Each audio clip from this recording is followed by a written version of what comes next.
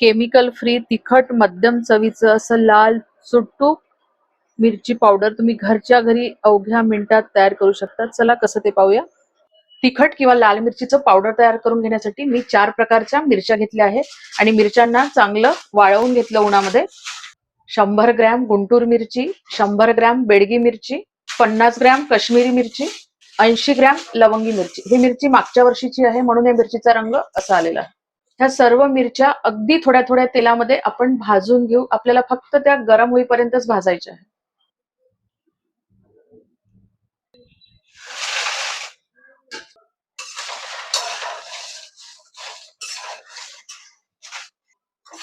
Low to medium flame वरतीच भाजून घ्यायच्या.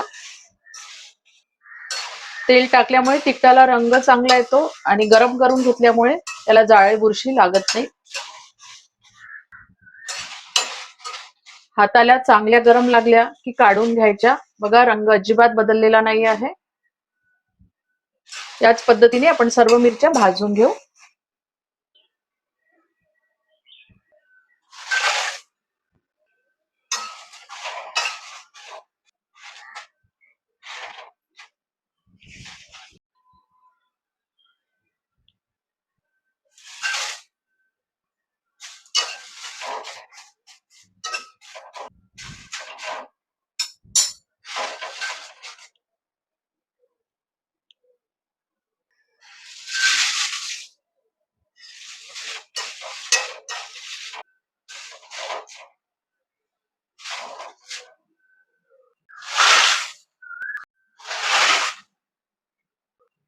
मिरच्या भाजण्याचं काम सकाळी सकाळी करून घ्यायचं, नाहीतर त्याचा खेस उठतो. मिरच्या भाजून झालेल्या आहे. याला पूर्णपणे थंड होऊ देऊ.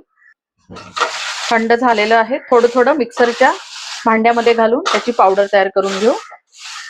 जास्त प्रमाणात असेल तुम्ही काढण्यालयातून करून आणू शकता. मिरची पावडर बारीक करून झाल्यानंतर लगेच झाकण उघडायचं नाही. थोडा वेळ सेट होऊ द्यायचं आणि मग झाकण उघडायचं. नाहीतर तुमच्या नाकातोंडाला तिखट झोंबू शकतं.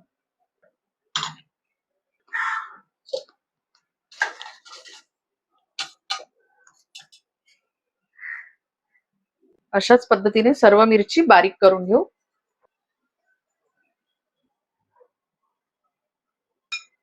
हे तिखट तुम्ही वर्षभरासाठी साठवून ठेवू शकता.